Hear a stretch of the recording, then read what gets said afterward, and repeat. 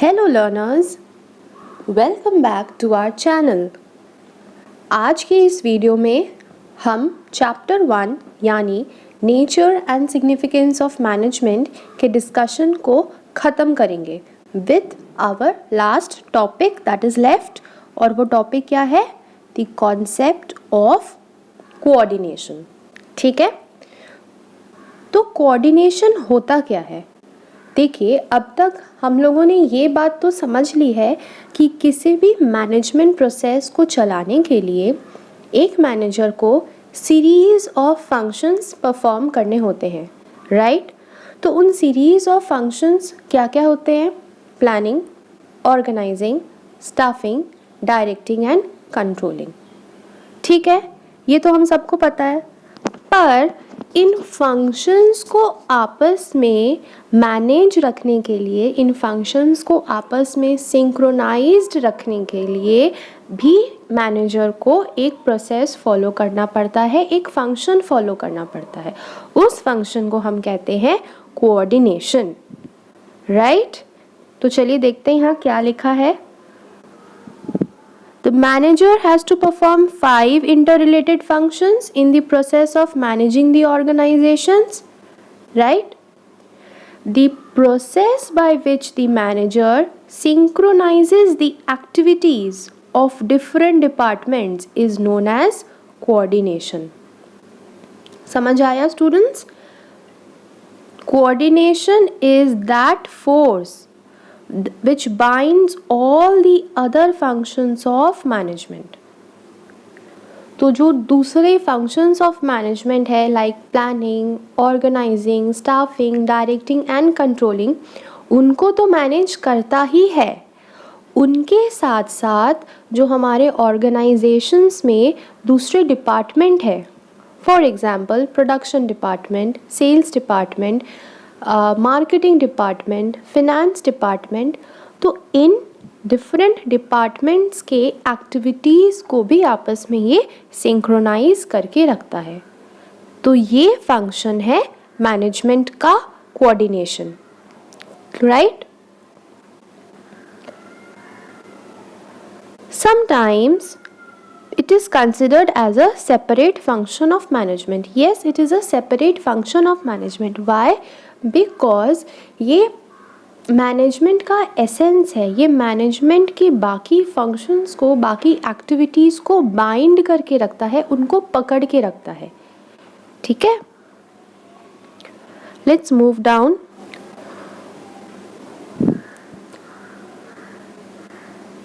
Coordination is the implicit and inherent in all the functions of the organization. अब हम ऐसा नहीं कह सकते कि कोऑर्डिनेशन अलग से एक फंक्शन है, नहीं, ये सब फंक्शंस में मिक्स्ड है, सब फंक्शंस में ज़रूरी पड़ता है। The process of coordinating of an activity of an organization begins at the planning itself. The top management plans for the entire organization. According to these plans, the organizational structure is developed and satisfied. फिर क्या किया जाता है planning के बाद? Plans को हम execute करते हैं। प्लान्स को एग्जीक्यूट करने के बाद हम देखते हैं कि बाई चांस कोई डिस्क्रिपेंसीज है, यानी कोई डिफरेंसेस है, तो उसको हम रिमूव करते हैं। ठीक है, so that all is done through a process of coordination. ठीक है, coordination involves the synchronisation of different activities और efforts of the various units of an organisation. Simple, और कोऑर्डिनेशन क्या है? कोऑर्डिनेशन एक फंक्शन है, एक फोर्स है which binds all the functions of the management as well as the activities of different departments of an organization. Clear? चलो, meaning of coordination I hope would be clear to you. अगर clear नहीं है तो please comment section में as a doubt आप अपना question पूछ सकते हैं। Moving on to the next topic is the nature of coordination. Now coordination होता क्या है, उसके क्या फीचर्स हैं, क्या कैरेक्टरिस्टिक्स हैं, that we are going to learn here. So point number 1 says coordination integrates group efforts. Of course coordination group efforts को integrate करेगा, ग्रुप एफर्ट्स को मिलाएगा, क्योंकि कोऑर्डिनेशन का काम ही है 3-4 फंक्शंस को, 3-4 एक्टिविटीज़ को आपस में लेके चलना, आपस में उनको जोड़े रखना, आपस में उनको सिंक्रोनाइज्ड रखना.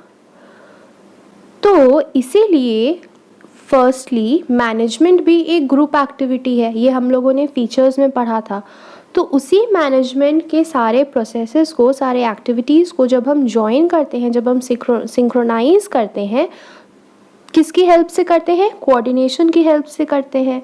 तो कोऑर्डिनेशन भी क्या करता है, इन डाइवर्स एक्टिविटीज़ को, इन डाइवर्स एफर्ट्स को क्या करता है, वो एक ग्रुप करके बना देता है. Okay, so coordination integrates the group efforts. Let's see what's written here. Coordination unifies the unrelated or diverse interests into the purposeful work activity. It gives a common focus to group effort to ensure that the performance is as it was planned and scheduled.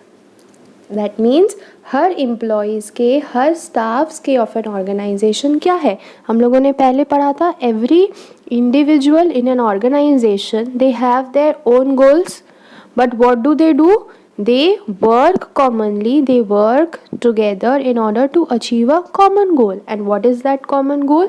That common goal is the organizational goals, right.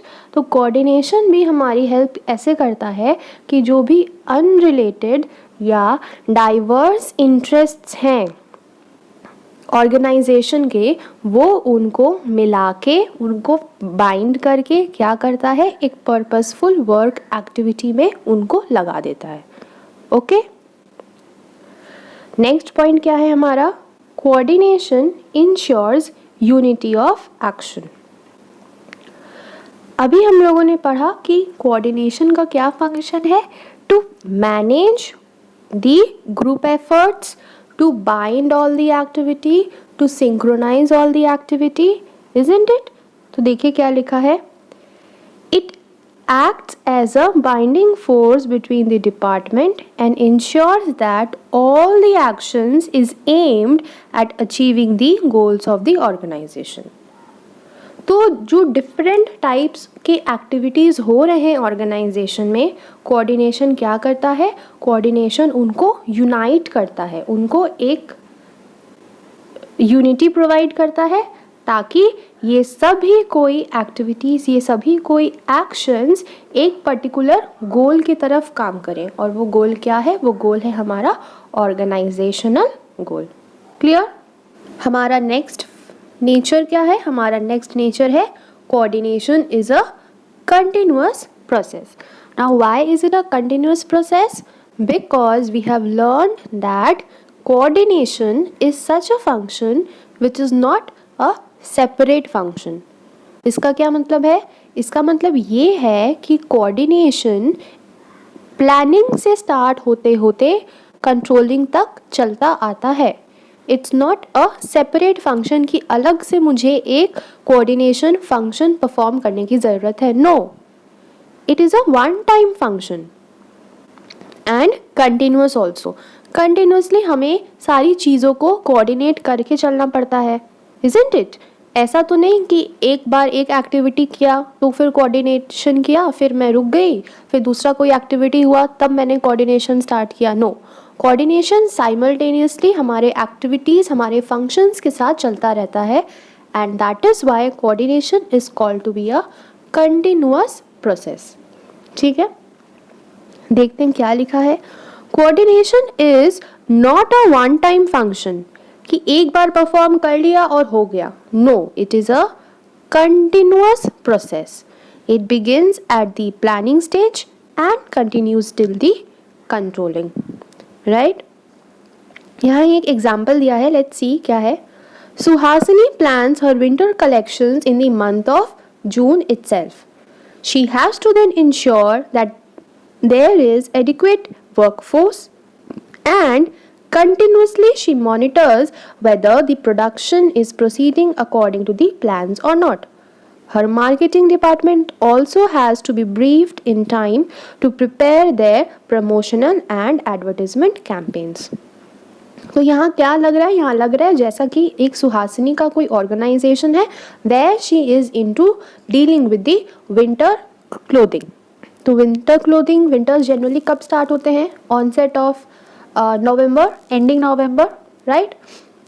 पर यहाँ देखिए Suhasini in the month of June itself she is planning कि मुझे क्या क्या outfits रखने हैं, कैसे क्या करना है. देन शी सीज कि हमारा वर्कफोर्स प्रॉपर है या नहीं. After that what she sees कि प्रोडक्शन हो रहा है या नहीं. And then she has to be in touch with the marketing department also. So आप देख रहे हो एक साथ एक मोमेंट पे कितने सारे एक्टिविटीज़, कितने सारे फंक्शंस इन्वॉल्व है. तो सबको साथ में लेके चलना है, सबको कोऑर्डिनेट करके चलना है, और इसी में हमारा हेल्प करता है coordination, right. Moving on to the next nature, it is called as coordination is all pervasive function. Now all pervasive हम लोगों ने ये term बहुत बार अब सुन लिया है. all pervasive का मतलब है it can be applied anywhere. okay? anywhere का sense यहाँ पे ये है कि चाहे कोई भी levels of management हो, whether it is the top level, whether it is the middle level or whether it is the lower level, कहीं पे भी हम इस कोऑर्डिनेशन फंक्शन को अप्लाई कर सकते हैं. Okay, why? Because all are interdependent on each other. ठीक है, all the departments, all the activities are interdependent on each other. इसीलिए हम कोऑर्डिनेशन फंक्शन को परवेसिव बोलते हैं, क्योंकि हम इसे कहीं भी किसी भी मैनेजमेंट लेवल में या किसी भी ऑर्गेनाइजेशन में अप्लाई कर सकते हैं, irrespective of the size, irrespective of the place, irrespective of the nature of the organization. Okay? The next is coordination is the responsibility of all the managers. Now recall the topics back. जब हम लोगों ने पढ़ा था about the levels of management, तब हम लोगों ने क्या पढ़ा था? टॉप लेवल मैनेजमेंट का क्या काम है? To prepare the plans and policies and convey it to the middle level management, right? middle level management का क्या काम?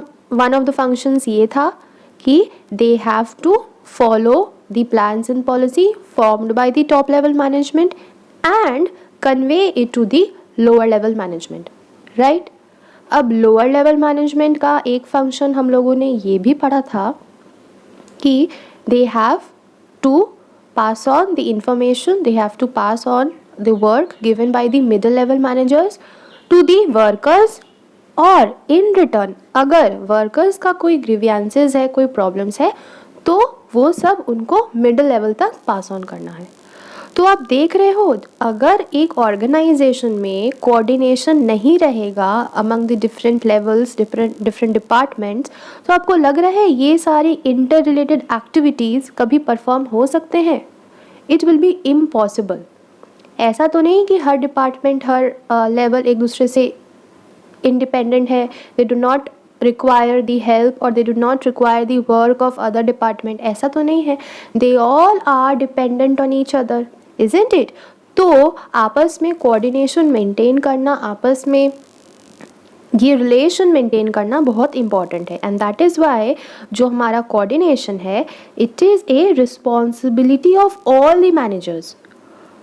टॉप लेवल को भी कुछ करना है, मिडल लेवल को भी करना है, एंड ऑपरेशनल लेवल मैनेजमेंट को भी क्या करना है? कोऑर्डिनेट्स करना है activities of the worker, and they have to ensure that they work according to the plan. तो जब डिफरेंट डिपार्टमेंट्स में, डिफरेंट लेवल्स में इस तरह के का कोऑर्डिनेशन की रिक्वायरमेंट होगी, तो obviously it will become a responsibility on the part of the managers to see कि कोऑर्डिनेशन हम लोग में है या नहीं. बिकॉज विदाउट कोऑर्डिनेशन ऐसे वर्क करना, ऑर्गेनाइजेशंस में वर्क करना would be very difficult. Okay, और जो हमारा लास्ट नेचर है of coordination, it is coordination is a deliberate function. Now what is the meaning of the word deliberate? Deliberate means that knowingly, जानबूझ के managers को ये function perform करना है.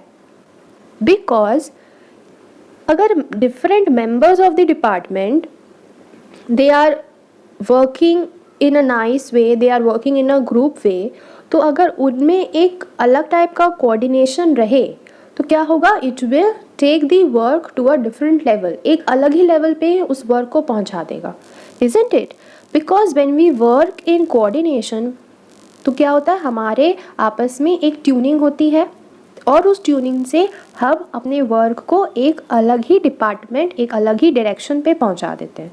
लेकिन अगर कोऑर्डिनेशन ना हो तो क्या हो, कभी कभी हमारा एफर्ट्स, कभी कभी हमारी मेहनत भी बेकार हो जाती है. फॉर एग्जाम्पल, अगर डिफरेंट डिपार्टमेंट्स मतलब different departments of the organisations में कोऑर्डिनेशन ना हो तो आप सोचो क्या हो सकता है.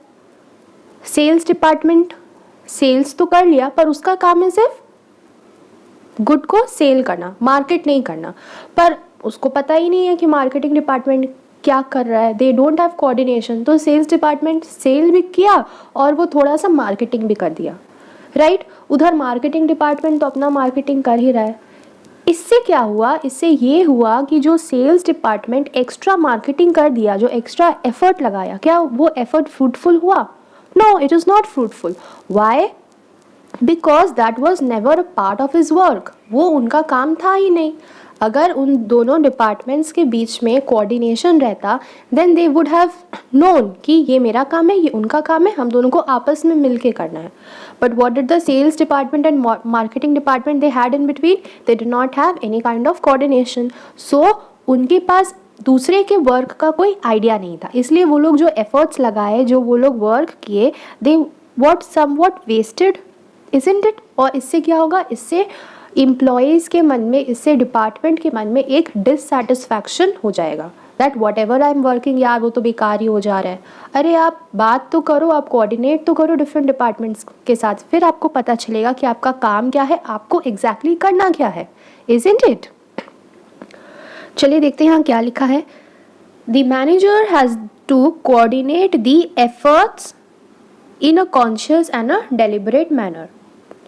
कोऑर्डिनेशन से होता क्या है, कोऑर्डिनेशन से एक डायरेक्शन मिलता है और वो हमारे स्पिरिट को, हमारे मोटिवेशन को और बूस्ट करता है.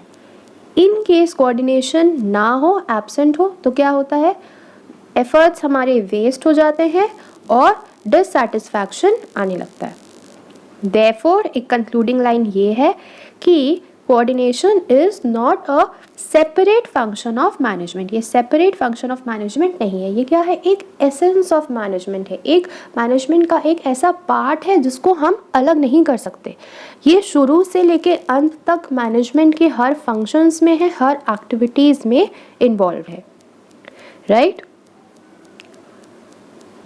बहुत अच्छा एक लाइन लिखा है यहाँ, like a thread in the garland, coordination is a part of all the management functions. ठीक है. अब इसके बाद एक छोटा टॉपिक है that is management in the 21st century.